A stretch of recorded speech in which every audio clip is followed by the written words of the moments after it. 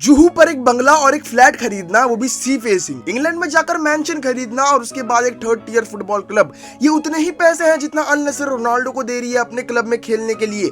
$200 million per year, 1400 crore रुपए। और अगर वहां पर रोनाल्डो 3 साल रुक जाता है वो $600 मिलियन हो जाएंगे। अगर मैं इसका मोटा मोटा हिसाब लगाऊं वो होते हैं 4200 करोड़ रुपए। और उसके बाद भी 50 मिलियन बच जाएंगे। इतने में तो इंडिया वाले मंगल ग्रह पर जाकर वापस आ जाते हैं। तो ये सोचो ये कितनी बड़ी डील है रोनाल्डो को लेकर, और क्या इससे अल नसर को फायदा होने वाला है? ऑफ कोर्स वो फायदा होने वाला है, क्योंकि अल नसर एक ऐसे प्लेयर को ले रही है जिसकी दुनिया भर में चर्चा है। जहां पर रोनाल्डो वहां पर टीवी, जहां पर टीवी वहां पर वॉचिंग। आप वर्ल्ड मैप पर आ जाओगे, सेंटर बन जाओगे, समझ रहे हो आप? और वहां पर आप एशिया में एक सुपर पावर की तरह उभर भी सकते हो। नॉट जियोपॉलिटिकली नहीं बोल रहा, मैं फुटबॉल के तौर पर बोल रहा हूँ कि सऊदी अरेबिया शायद से हब भी बन सकती है प्लेयरों के लिए। और इसमें आग में घी डाल नया काम किया है मार्का ने, मार्करोनी ने नहीं, मैड्रिड बेस्ड न्यूज़पेपर मार्का। उन्होंने डन डील कर दिया रोनाल्डो का अल नसर के साथ। भाई साहब, जहां पर कोई भी ये नहीं कह रहा है कि रोनाल्डो जाने वाला है, अब तक से स्पेकुलेशन चल रहा है कि कौन से क्लब लगने वाला है, वहां पर ये भाई लोग कह रहे हैं कि चले गया वो गया। ये वही न्यूज़पेपर है जिसने कोट किया था कि एम्बाप्पे आ रहा है रियल मैड्रिड में।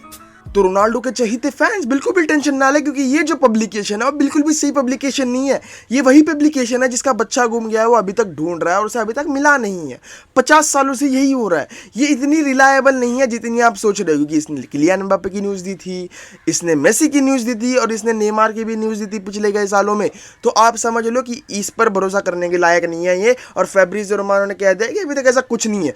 फैब्रिज़ियो रोमानो को तो छोड़ो, बाकी के रोनाल्डो के जितने भी भाई बंधु जितने भी सब है, उन्होंने हमसे कहा है, इतनी एक्सक्लूसिव न्यूज़ दिया हमको कि उनकी भतीजी ने हमसे कहा है कि रोनाल्डो कहीं नहीं जा रहे, उनका ध्यान वर्ल्ड कप पर है, वो वर्ल्ड कप पर फोकस है, क्योंकि उन्हें पता है वर्ल्ड कप जीतना कितना मुश्किल है। अगर वर्ल्ड कप से अपना ध्यान भटका लिए तो कैसे चलेगा बाबा? इनको जीतना है वर्ल्ड कप। अगर ये नहीं जीतेंगे तो समझ रहे हो इनके अंदर की वो आग निकल जाएगी और ये प्रूफ करना रह जाएगा। तो ये सब बहाने बनाना छोड़ो, अपने वर्ल्ड कप पर ध्यान दो। रोनाल्डो की सागा चलती रहेगी, क्योंकि जितने भी न्यूज़ पब्लिकेशंस है उनका धंधा ऐसे ही चलता है। धंधा करो तो बड़ा करो पुरुषोत्तम भाई, और बड़ा नाम है क्रिस्टियानो रोनाल्डो।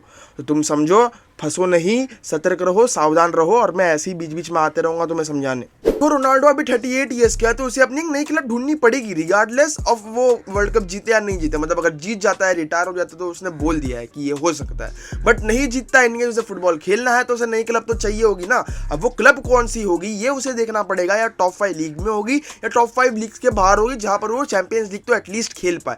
बट अगर हम बात करें कि कौन से क्लब्स जा सकते हैं, सबसे पहली बात PSG, पैसा है, सब कुछ है, बंदों के पास, जा सकते हैं। मेसी रोनाल्डो एक टीम में हो जाए तो तुम्हारी रेटिंग तो छप्पड़ फाड़ है, उसे टेंशन नहीं है।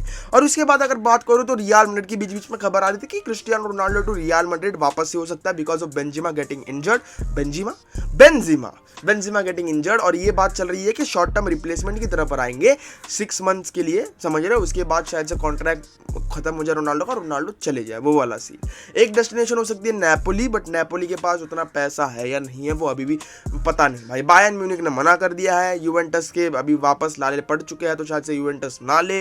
तो यहाँ पर कुछ गिने चुने ऑप्शन ही रह जाते हैं रोनाल्डो के पास अपना ट्रांसफर करने के लिए। अब वो कहाँ पर करेंगे? क्या वापस पोर्चुगीज लीग में जाएंगे, स्पोर्टिंग CP के लिए खेलेंगे, या किसी और टीम के लिए खेलेंगे, या टॉप 5 लीग के बाहर ही चले जाएंगे, या कतर, सऊदी अरेबिया या फिर MLS में जाकर खेलेंगे? ये देखने लायक होगा, ये वर्ल्ड कप के बाद ही पता चलेगा। तब तक अपना धीर बनाए रखे, ठीक है? रखे अपने मन में कहाँ पर जाना चाहिए, और वहां पर चले जाए तो भगवान के पास जाकर नारियल फोड़िए जरूर। और कल जापान हार गई क्रोएशिया से ऑन पेनाल्टीज। जापान ने क्रोएशिया से अच्छा खेला, मतलब ये वैसी बात है ना कि तुम कितना भी गंदा खेलो, you need to win. Just world cup में ये होता है, तुम कितना भी गंदा खेलो, तुम्हें जीतने से मतलब रखना है। और कल क्रोएशिया ने वही किया, जीतने से मतलब रखे, और इतने कैजुअली पेनाल्टीज ले रहे थे जापान वाले, क्या बताओ। बट जो भी हो, ब्राजील ने अपना सांबा दिखाया। संबा हो रंबा हो, मैं नाचू तुम नाचो, जो भी हो प्यार से जी लोगे, संबा हो, क्या बात है। Brazil 4-0 against south Korea. एक भी एशियन टीम आगे नहीं गई, ये दुखद बात है कि ठीक है राउंड ऑफ 16 तक आए। जापान ने टॉप किया था, वो भी स्पेन और जर्मनी वाले ग्रुप में। मतलब स्पेक्टिकल होती है ना वो, कि एशियन टीम्स यहाँ से शायद से अच्छे से ग्रो कर पाए, और अगले जो वर्ल्ड कप एडिशन है जो कि 48 टीम्स होने वाले, उसमें शायद से हमें और एशियन टीम्स दिखे और शायद से वो भी अच्छा कर जाए।